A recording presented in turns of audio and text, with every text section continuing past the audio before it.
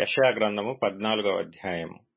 ఏలయనగా యెహోవా యాకోబునందు జాలిపడును, ఇంకను ఇశ్రాయేలును ఏర్పరచుకొనును.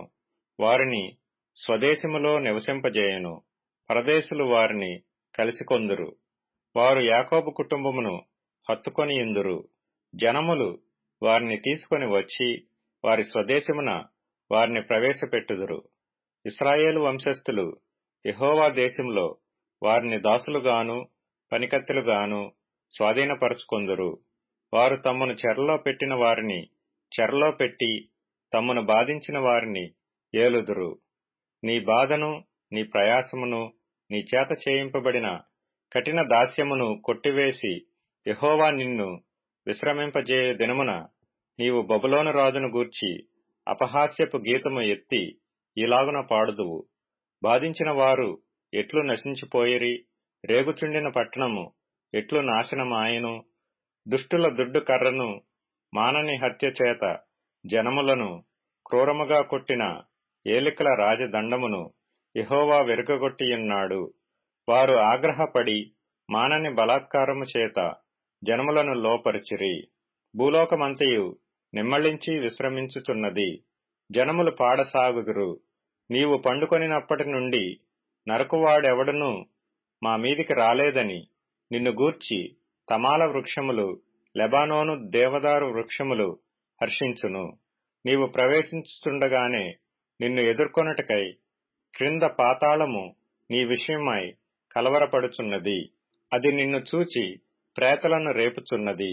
భూమిలో పుట్టిన సమస్త శూరులను, జనముల రాజులనందరినీ వారి వారి సింహాసనముల మీద నుండి లేపుచున్నది. వారందరూ నిన్ను చూచి, నీవునూ మావలే బలహీనుడవైతివా, నీవునూ మాబోటివాడవైతివా అందురు. నీ మహాత్మ్యమును, నీ స్వరమండలముల స్వరమును పాతాళమున పడవేయబడెను. నీ క్రింద పురుగులు వ్యాపించును, కీటకములు నిన్ను కప్పును. తేజో నక్షత్రమా, వేకువ చుక్క, నీ వెట్లు ఆకాశము నుండి పడితివి. జనములను పడగొట్టిన నీవు నేలమట్టుకు ఎట్లు నరకబడితివి. నేను ఆకాశమునకెక్కిపోయేదను, దేవుని నక్షత్రములకు పైగా నా సింహాసనమును హెచ్చింతును. ఉత్తర దిక్కుననున్న సభాపర్వతము మీద కూర్చుందును, మేఘమండలము మీదకెక్కుదును, మహోన్నతితో నన్ను సమానునిగా చేసుకొందును అని నీవు మనస్సులో అనుకొంటివి గదా. నీవు పాతాళమునకు, నరకములో ఒక మూలకు త్రోయబడితివే. నిన్ను చూచువారు నిన్ను నిదానించి చూచుచు ఇట్లు తలపోయిదురు, భూమిని కంపింపజేసి రాజ్యములను వణికించినవాడు ఇతడేనా? లోకమును అడవిగా చేసి దాని పట్టణములను పాడు చేసినవాడు ఇతడేనా?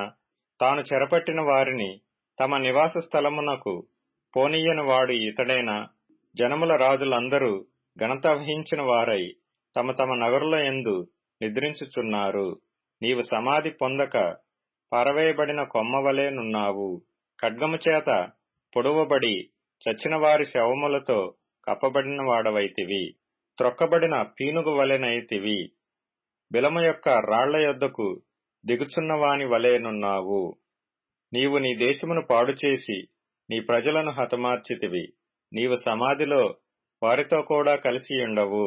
దుష్టుల సంతానము ఎన్నడనూ జ్ఞాపకమునకు తేబడదు. వారు పెరిగి భూమిని స్వతంత్రించుకొని పట్టణములతో లోకమును నింపకుండునట్లు తమ పితరుల దోషమును బట్టి అతని కుమారులను వధించుటకు దొడ్డి సిద్ధపరచుడి. సైన్యములకు అధిపతియగు యెహోవా వాక్కు ఇదే. నేను వారి మీదికి లేచి బబులోను నుండి నామమును, శేషమును, కుమారుని మనుమని కొట్టివేసదనని యెహోవా సెలవిచ్చుచున్నాడు.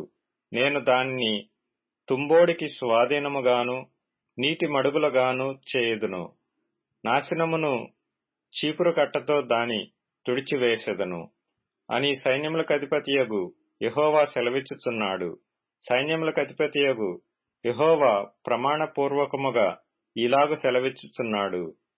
నేను ఉద్దేశించినట్లు నిశ్చయముగా జరుగును, నేను యోచించినట్లు స్థిరపడును.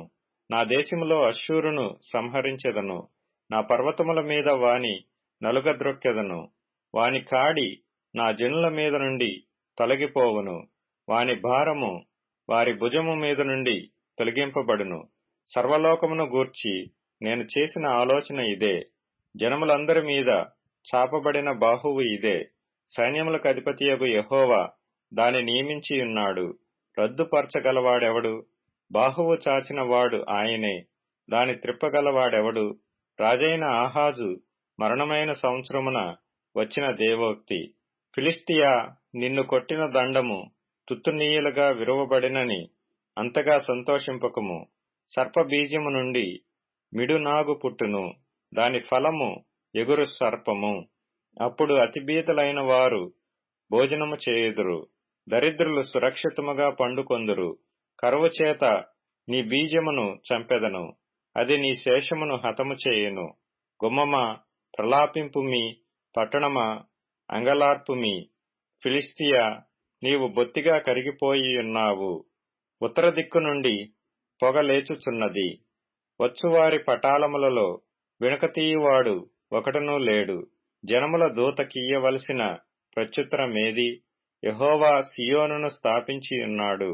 ఆయన జనులలో శ్రమనొందిన వారు దాని ఆశ్రయింతురు అని చెప్పవలెను. యెషయా గ్రంథము 15వ అధ్యాయము. మోయాబును గూర్చిన దేవోక్తి. ఒక రాత్రిలో అర్మోయాబు పాడై నశించును. ఒక్క రాత్రిలో కీర్మోయాబు పాడై నశించును. ఏడ్చుటకు మోయాబీయులు గుడికిని మెట్టమీదనున్న దీబోనుకును వెళ్ళుచున్నారు. నెబో మీదను మేదెబా మీదను మోయాబీయులు ప్రలాపించుచున్నారు. వారందరి తలల మీద బోడితనమున్నది. ప్రతివాని గడ్డము గొరిగింపబడి ఉన్నది. తమ సంత వీధులలో గోనెపట్ట కట్టుకొందురు.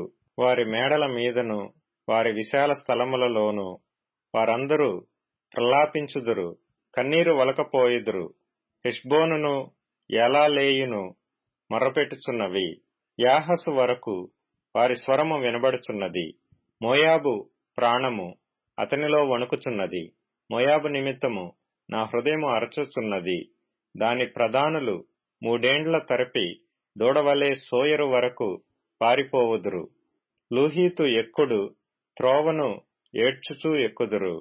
నశించితిమేయని ఎలుగెత్తి కేకలు వేయిచు హోరోనయీము త్రోవను పోవుదురు. ఏలయనగా నిమ్రీము నీటి తావులు ఎడారులాయెను, అది ఇంకనూ అడవిగా ఉండును. గడ్డి ఎండిపోయెను, చెట్టు చేమలు వాడబారుచున్నవి. పచ్చనిది ఎక్కడనూ కనబడదు. ఒక్కొక్కడు సంపాదించిన ఆస్తిని, తాము కూర్చుకొనిన పదార్థములను నిరవంజి చెట్లున్న నది అవతలకు వారు మోసుకొని పోవుదురు. రోదనము మోయాబు సరిహద్దులలో వ్యాపించెను. అంగలార్పు ఎగ్లయీము వరకును బెయేరేలీము వరకును వినబడెను. ఎలయనగా దీమోను జలములు రక్తములాయెను. మరియు నేను దీమోను మీదికి ఇంకొక బాధను రప్పించెదను. మోయాబీయులలో నుండి తప్పించుకొనిన వారి మీదికిని, ఆ దేశములో శేషించిన వారి మీదికిని సింహమును రప్పించెదను. యెషయా గ్రంథము 16వ అధ్యాయము. అరణ్యపు తట్టుననున్న సెల నుండి దేశము నేలువానికి తగిన గొర్రెపిల్లలను కప్పముగా సీయోను కుమార్తె పర్వతమునకు పంపుడి. గూటి నుండి చెదరి ఇటు అటు ఎగురు పక్షుల వలె అర్నోను రేవుల యొద్ద మోయాబు కుమార్తెలు కనబడుదురు. ఆలోచన చెప్పుము, విమర్శ చేయుము. చీకటి కమ్మినట్లు మధ్యాహ్నమున నీ నీడ మా మీద ఉండనియ్యుము. చెదరిన వారిని దాచిపెట్టుము, పారిపోయిన వారిని పట్టియ్యకము. నేను వెలివేసిన వారిని నీతో నివసింపనిమ్ము. దోచుకొనువారు వారి మీదికి రాకుండున్నట్లు మోయాబీయులకు ఆశ్రయముగా ఉండుము. బలాత్కారులు ఓడిపోయిరి, సంహారము మానిపోయెను. అనగద్రొక్కువారు దేశములో లేకుండా నశించిరి. కృప వలన సింహాసనము స్థాపింపబడును. సత్య సంపన్నుడై దానిమీద కూర్చుండి తీర్పు తీర్చునొకడు కలడు. దావీదు గుడారములో అతడాసీనుడై న్యాయము విచారించుచు న్యాయము జరిగించుటకై తేవరించును. మోయాబీయులు బహు గర్వము గలవారని మేము వినియున్నాము. వారి గర్వమును గూర్చియు వారి అహంకార గర్వ క్రోధములను గూర్చియు వినియున్నాము. వారు వదరుట వ్యర్థము. కావున మోయాబీయులు మోయాబును గూర్చి అంగలార్చుదురు. అందరునూ అంగలార్చుదురు. మోయాబీయులారా, కేవలము పాడైయున్న కీర్హరెశెతు ద్రాక్ష పండ్ల అడలు దొరకక మీరు మూలుగుదురు. ఏలయనగా హెష్బోను పొలములు, సిబ్మా ద్రాక్షావల్లులు వాడిపోయెను. దాని శ్రేష్టమైన ద్రాక్షావల్లులను జనముల అధికారులు అణగద్రొక్కిరి. అవి యాజరు వరకు వ్యాపించెను, అరణ్యములోనికి ప్రాకెను. దాని తీగలు విశాలముగా వ్యాపించి సముద్రమును దాటెను. అందువలన యాజరు ఏడ్చినట్టు నేను సిబ్మా ద్రాక్షావల్లుల నిమిత్తము ఏడ్చెదను. హెష్బోను, ఏలాలే, నా కన్నీళ్ల చేత నిన్ను తడిపెదను. ఏలయనగా ద్రాక్ష తొట్టి త్రొక్కి సంతోషించున్నట్లు నీ శత్రువులు నీ వేసవికాల ఫలముల మీదను నీ కోత మీదను పడి కేకలు వేయుదురు. ఆనంద సంతోషములు ఫలభరితమైన పొలము నుండి మానిపోయెను. ద్రాక్షల తోటలో సంగీతము వినబడదు, ఉత్సాహధ్వని వినబడదు. గానుగులలో ద్రాక్ష గెలలను త్రొక్కువాడెవడునూ లేడు. ద్రాక్ష తొట్టి త్రొక్కువాని సంతోషపు కేకలు నేను మాన్పించియున్నాను. మోయాబు నిమిత్తము నా గుండె కొట్టుకొనుచున్నది. కీర్హరెసు నిమిత్తము నా ఆంత్రములు సితారా వలె వాగుచున్నవి. మోయాబీయులు ఉన్నత స్థలమునకు వచ్చి ఆయాసపడి ప్రార్థన చేయుటకు తమ గుడిలో ప్రవేశించున్నప్పుడు వారికేమియూ దొరకకపోవును. పూర్వకాలమున యెహోవా మోయాబును గూర్చి సెలవిచ్చిన వాక్యము ఇదే. అయితే యెహోవా ఇప్పుడు ఇలాగన ఆజ్ఞ ఇచ్చుచున్నాడు.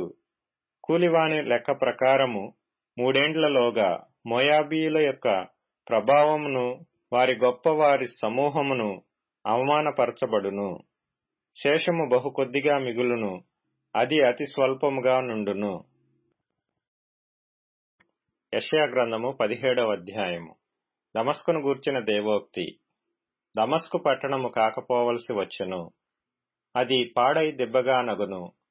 అరోయేరు పట్టణములు నిర్మానుష్యములగును, అవి గొర్రెల మందలు మేయు తావులగును. ఎవడనూ వాటిని బెదిరింపకుండా మందలు అచ్చట పండుకొనును.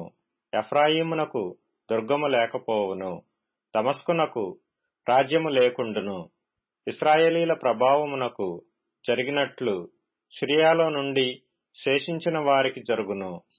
సైన్యములకు అధిపతియగు యెహోవా ఈ మాట సెలవిచ్చుచున్నాడు. ఆ దినమున యాకోబు యొక్క ప్రభావము క్షీణించిపోవును, వాని క్రొవ్విన శరీరము కృశించిపోవును. చేనుకోయివాడు దంట్లు పట్టుకొనగా వాని చెయ్యి వెన్నులను కోయినట్లుండును. రెఫాయీము లోయలో ఒకడు పరిగె ఏరునట్లుండును.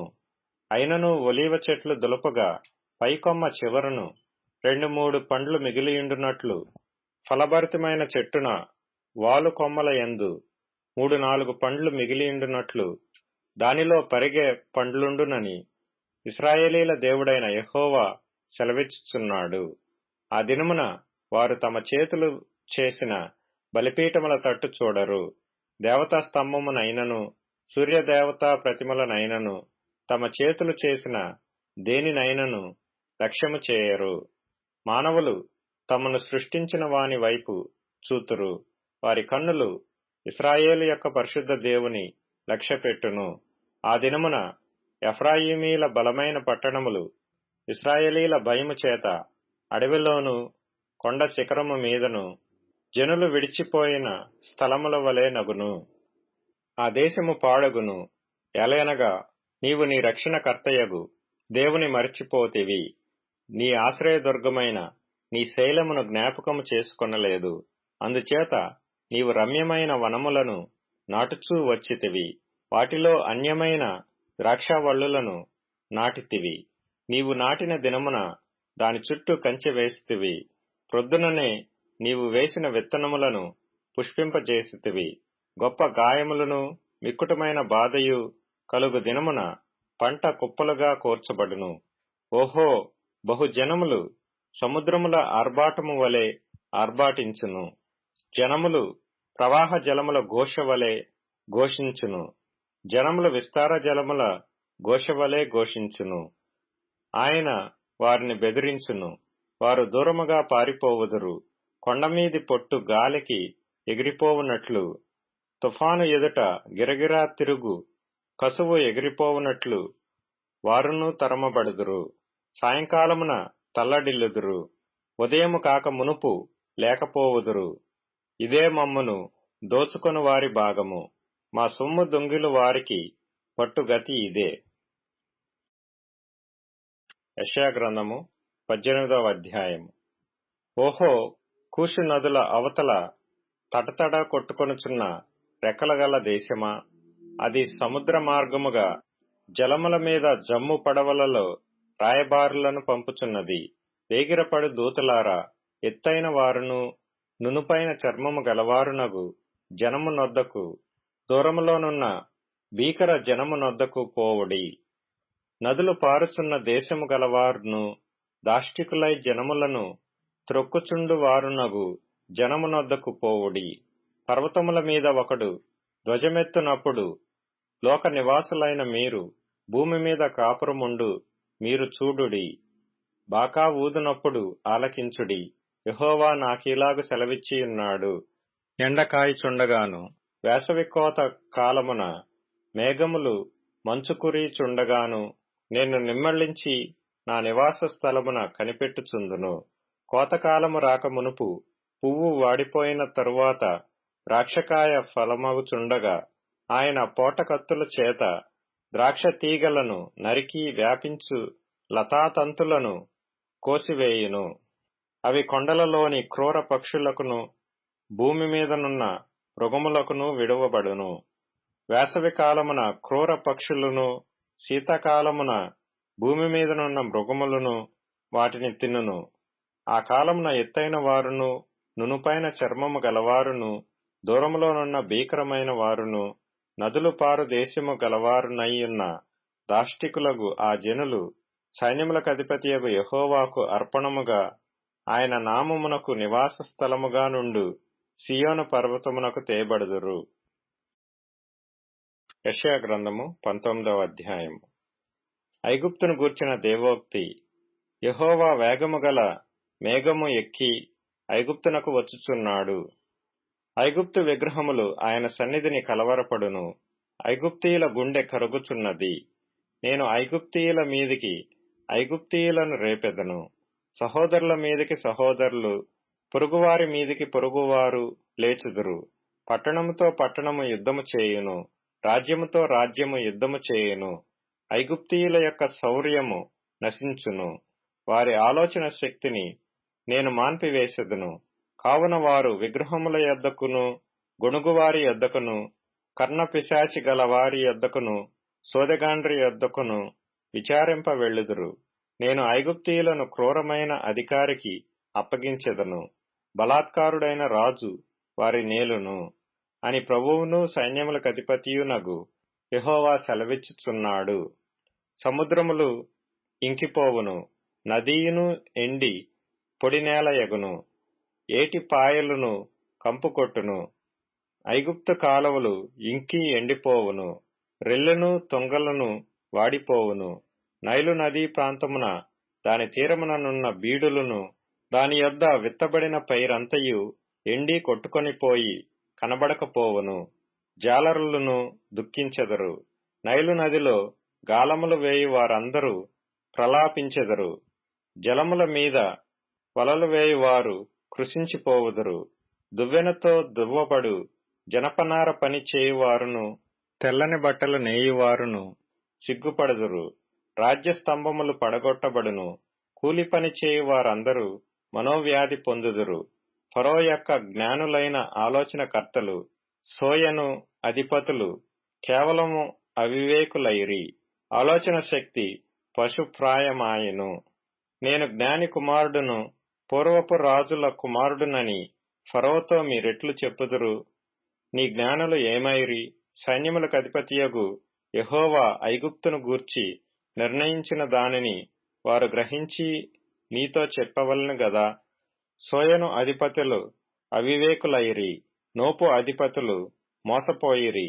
ఐగుప్తు గోత్ర నిర్వాహకులు అది మార్గము తప్పునట్లు చేసిరి. యెహోవా ఐగుప్తు మీద మూర్ఖత గల ఆత్మను కుమ్మరించియున్నాడు. మత్తుడు తన వాంతిలో తూలిపడినట్లు ఐగుప్తును తన పని అంతటి విషయమై వారు తొలచేసియున్నారు. తలయైనను, తోకయైనను, కొమ్మయైనను, రెల్లయైనను ఐగుప్తులో పని సాగింపు వారెవరునూ లేరు. ఆ దినమున ఐగుప్తీయులు స్త్రీల వంటి వారగుదురు. సైన్యములకు అధిపతియగు యెహోవా వారి పైని తన చెయ్యి ఆడించును. ఆడుచుండు ఆయన చెయ్యి చూచి వారు వణికి భయపడుదురు. యూదాదేశము ఐగుప్తునకు భయంకరమగును. తమకు విరోధముగా సైన్యములకు అధిపతియగు యెహోవా ఉద్దేశించిన దానిని బట్టి ఒకడు ప్రస్తాపించిన ఎడల ఐగుప్తీయులు వణుకుదురు. ఆ దినమున కనాను భాషతో మాట్లాడుచు యెహోవా వారమని ప్రమాణము చేయు 5 పట్టణములు ఐగుప్తు దేశములో ఉండును. వాటిలో ఒకటి నాశనపురము. ఆ దినమున ఐగుప్తు దేశము మధ్యను యెహోవాకు ఒక బలిపీఠమును, దాని సరిహద్దునొద్ద యెహోవాకు ప్రతిష్ఠితమైన ఒక స్తంభమును ఉండును.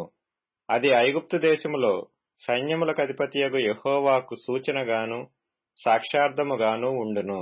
బాధకులను గూర్చి వారు యెహోవాకు మొర్రపెట్టగా ఆయన వారి నిమిత్తము శూరుడైన యొక్క రక్షకుని పంపును. అతడు వారిని విమోచించును. ఐగుప్తీయులు తెలుసుకొనున్నట్లు యెహోవా తన్ను వెల్లడిపరచుకొనును.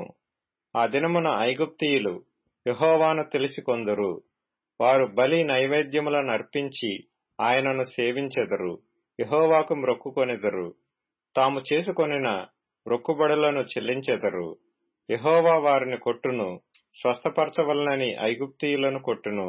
వారు యెహోవా వైపు తిరగగా ఆయన వారి ప్రార్థనను అంగీకరించి వారిని స్వస్థపరచును. ఆ దినమున ఐగుప్తు నుండి అష్షూరుకు రాజమార్గం ఏర్పడును. అష్షూరీయులు ఐగుప్తునకును, ఐగుప్తీయులు అష్షూరునకును వచ్చుచూ పోవచ్చు నుందురు. ఐగుప్తీయులను అష్షూరీయులను యెహోవాను సేవించెదరు. ఆ దినమున ఐగుప్తు అష్షూరీయులతో కూడా ఇశ్రాయేలు 3వ జనమై భూమి మీద ఆశీర్వాద కారణముగా నుండును. సైన్యములకు అధిపతియగు యెహోవా, నా జనమైన ఐగుప్తీయులారా, నా చేతుల పని అయిన అష్షూరీయులారా, నా స్వాస్థ్యమైన ఇశ్రాయేలీయులారా, మీరు ఆశీర్వదింపబడుదురని చెప్పి వారిని ఆశీర్వదించును. కీర్తనల గ్రంథం 135వ కీర్తన. యెహోవాను స్తుతించుడి, యెహోవా నామమును స్తుతించుడి. యెహోవా సేవకులారా, యెహోవా మందిరములో, మన దేవుని మందిరపు ఆవరణములలో నిలుచుండు వారలారా, యెహోవాను స్తుతించుడి.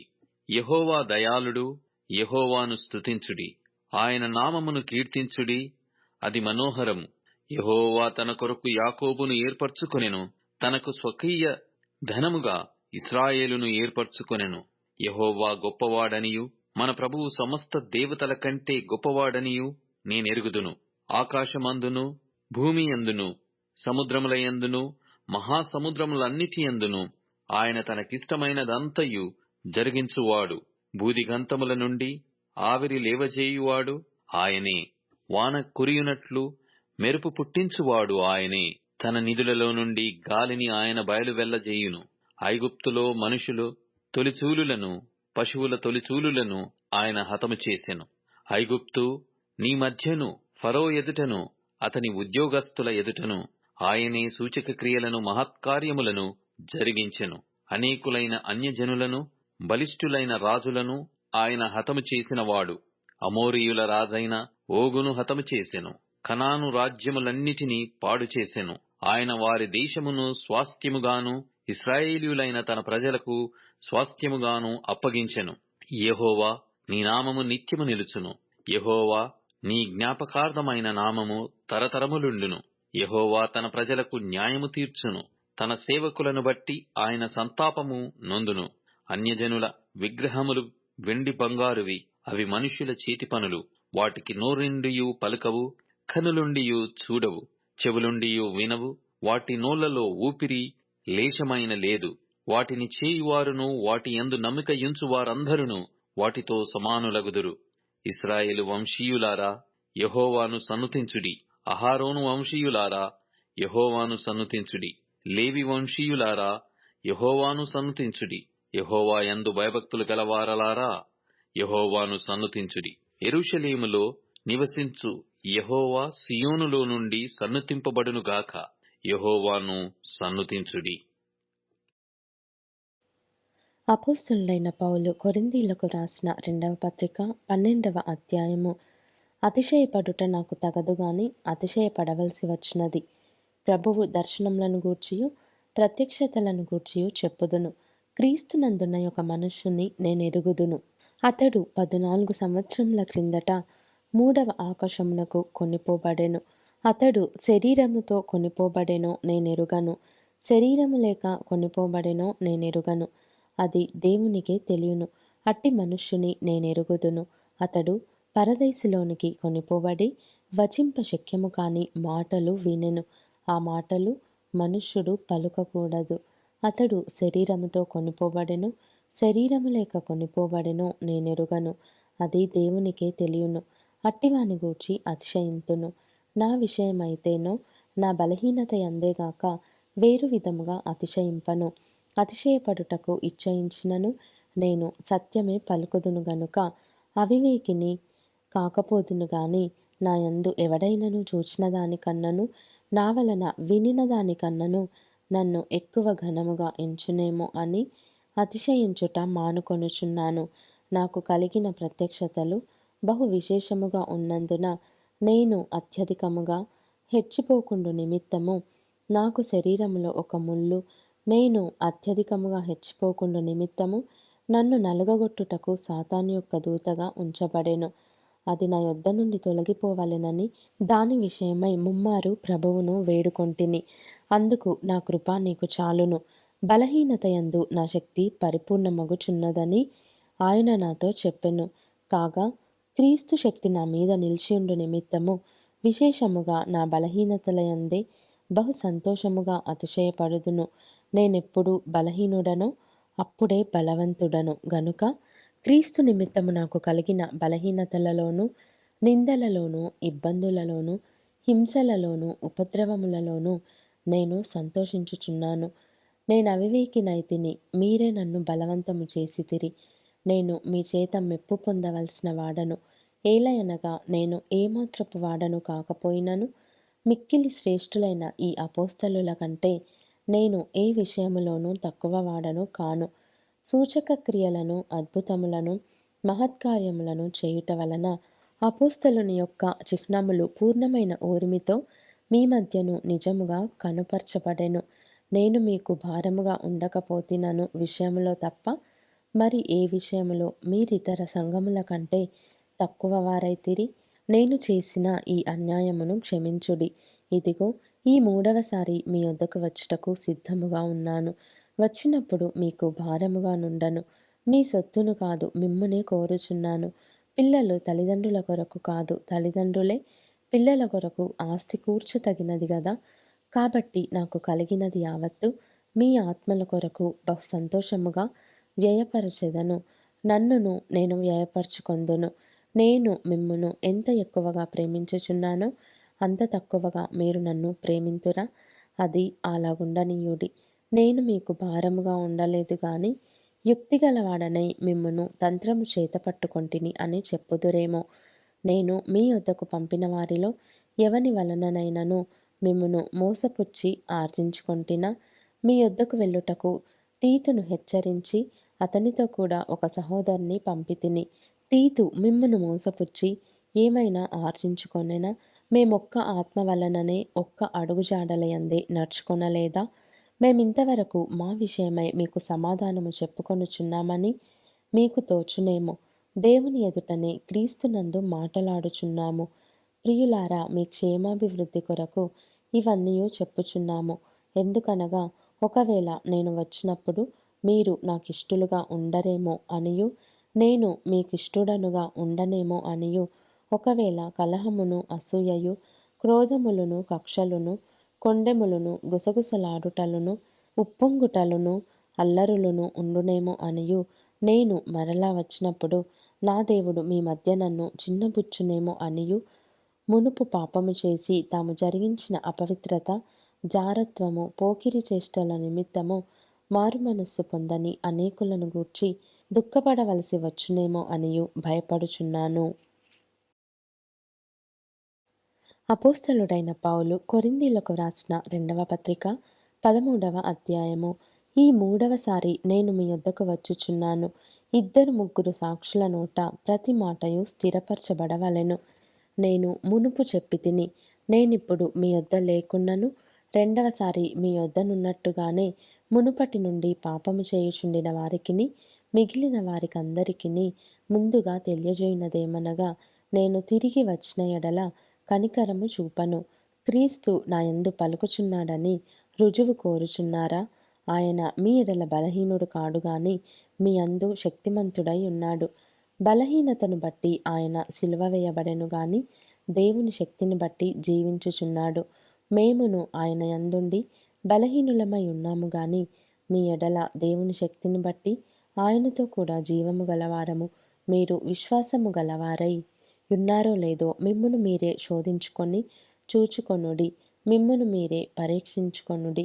మీరు భ్రష్టులు కాని ఎడల యేసుక్రీస్తు మీలోనున్నాడని మిమ్మును గూర్చి మీరే ఎరుగరా? మేము భ్రష్టులము కామని మీరు తెలుసుకొందురని నిరీక్షించుచున్నాను. మీరు ఏ దుష్కార్యమైనను చేయకుండవలెనని దేవుని ప్రార్థించుచున్నాము. మేము యోగ్యులమైనట్టు కనబడవలెనని కాదు గాని మేము భ్రష్టులమైనట్టు కనబడినను మీరు మేలైనదే చేయవలెనని ప్రార్థించుచున్నాము. మేము సత్యమునకు విరోధముగా ఏమియో చేయనేరము గాని సత్యము నిమిత్తమే సమస్తమును చేయుచున్నాము. మేము బలహీనులమై ఉన్నను మీరు బలవంతులై ఉండిన ఎడల సంతోషించెదము. దీని నిమిత్తమే అనగా మీరు సంపూర్ణులు కావలెననియే ప్రార్థించుచున్నాము. కాబట్టి నేను మీ యొద్దకు వచ్చినప్పుడు పడద్రోయుటకు కాక మిమ్మును కట్టుటకే ప్రభువు నాకు అనుగ్రహించిన అధికారము చొప్పున కాఠిన్యము కనపరచకుండునట్లు దూరముగా ఉండగానే ఈ సంగతులు వ్రాయుచున్నాను. తుదకు సహోదరులారా, సంతోషించుడి, సంపూర్ణులై ఉండుడి, ఆదరణ కలిగి ఉండుడి, ఏక మనస్సు గలవారై ఉండుడి, సమాధానముగా ఉండుడి. ప్రేమ సమాధానములకు కర్తయగు దేవుడు మీకు తోడయుండును. పవిత్రమైన ముద్దు పెట్టుకొని ఒకరికి ఒకరు వందనములు చేసుకొనుడి. పరిశుద్ధులందరూ మీకు వందనములు చెప్పుచున్నారు. ప్రభువైన యేసుక్రీస్తు కృపయు దేవుని ప్రేమయు పరిశుద్ధాత్మ సహవాసమును మీకందరికిని తోడయుండునుగాక.